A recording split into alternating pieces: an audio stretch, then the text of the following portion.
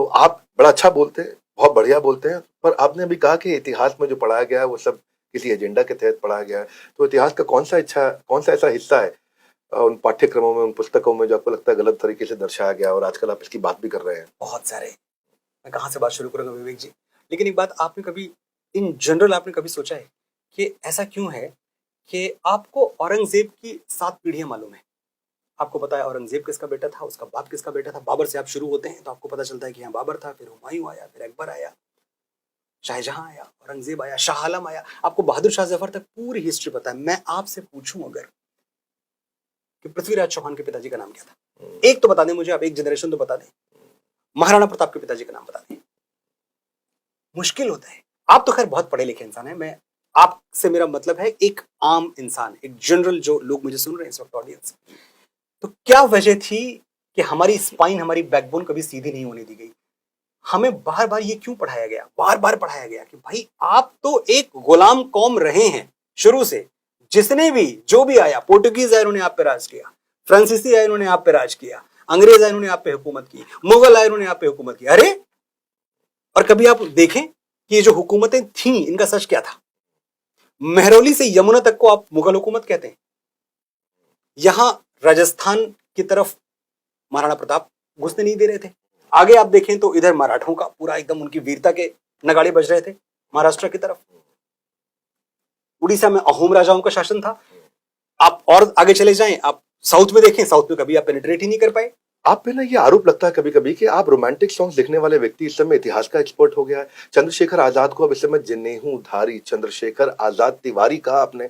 आपने उनका जो है उनकी जाति धर्म की आप बात कर रहे हैं। आप इतिहास और धर्म और जाति के चश्मे से अगर सब चीजों को देखने लगेंगे तो ऐसा नहीं लगता कि जैसे आपने कहीं अपनी राह बदल ली है या आप उसी राह में रहते हुए ऐसा करना चाहते हैं? वही मैं जानना चाहता रहा, आपके तो इतने यूट्यूब पे फॉलोअर्स हैं, आप एक टेलीविजन बॉलीवुड की बड़ी पर्सनैलिटी है, तो यूट्यूब पे आकर के जब आप ऐसी कंट्रोवर्सी की बात करते हैं तो कई बार लोग आपको ट्रोल भी करते हैं, तो उसके बावजूद भी करते हैं। तो मैं जानना चाहता हूं, जब आपको लोग ट्रोल भी करते हैं फिर भी आप ऐसा कर रहे हैं, फिर भी ऐसी बात कर रहे हैं, तो वो क्यों करते हैं? जब ट्रोल करते हैं तो मुझे लगता है हाँ अब मैं सही कर रहा हूं कुछ। जब तक मैं ट्रोल नहीं हो रहा होता हूं मुझे लगता है कि शायद मैं कुछ कंट्रीब्यूट नहीं कर रहा दुनिया में। क्योंकि एक बात आप समझ लें, जब भी आप कोई रेवोल्यूशन, कोई क्रांति, कोई नई सोच लेके आएंगे तो उसके खिलाफ तो आवाजें उठेंगी। वो तो दलील है इस बात की कि आप सही काम कर रहे हैं। दूसरी बात है विवेक जी, अगर पंडित चंद्रशेखर तिवारी आजाद ने अपनी जनेऊ नहीं उतारी, एक ही तस्वीर है उनके इंटरनेट पे, दूसरी कोई तस्वीर नहीं है जहां वो मूछों पे ताव दे रहे हैं, जनेऊ पहनी हुई है, अगर उन्होंने अपनी जनेऊ नहीं उतारी, मैं और आप कौन होते हैं उनकी जनेऊ उतारने वाले? क्या किसी में हिम्मत है कि सरदार भगत सिंह की पगड़ी उतार ले? भले उनकी तस्वीर आप हैट में देखते हैं बहुत सारा, लेकिन सरदार भगत सिंह पगड़ी पहनते थे, वो पगड़ी उनकी शान थी। उन्होंने मैं नास्तिक क्यों हूं पूरा का पूरा एक वृत्तांत लिखा है। इसके बावजूद उनकी नास्तिकता ने कभी उनको इस बात के लिए मजबूर नहीं किया कि वो सिख होना, सरदार होना, दशमेश गुरु की संतान होना छोड़ दें। लेकिन जब बात चंद्रशेखर आजाद जी की आती है तो बड़ी सहूलियत के साथ, क्योंकि वो जो जनेऊ है ना, वो उनके ब्राह्मणत्व की मुनादी है।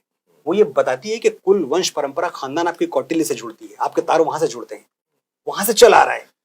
लेकिन आपको तकलीफ देती है वो तकलीफ, आपको मतलब मैं, जो हमारे सो कॉल्ड सेकुलर लोग हैं, उनको बहुत तकलीफ होती है इस बात से। तो मैं समझता हूं कि अगर चंद्रशेखर जी जनेऊ पहनते थे तो किसी माई के लाल में ये ताकत नहीं है और किसी को ये हक नहीं होना चाहिए कि उनके जनेऊ को हाथ लगाए। वो थे जनेऊधारी और जिंदगी भर रहेंगे, और तिवारी भी थे वो। अगर तिवारी, उनको मैं बोल रहा हूं चंद्रशेखर आजाद तिवारी, मैं मनोज मुंतशिर हूं, लेकिन मैं मनोज मुंतशिर शुक्ला हूं। ठीक है, मेरे बोलने का नाम मनोज मुंतशिर है, लेकिन मैं हूं मनोज मुंतशिर शुक्ला। तो जो पूरी पहचान है, क्या चंद्रशेखर जी ने अपने जीते जी ब्राह्मणत्व तो छोड़ दिया था? क्या धर्म परिवर्तन कर दिया था?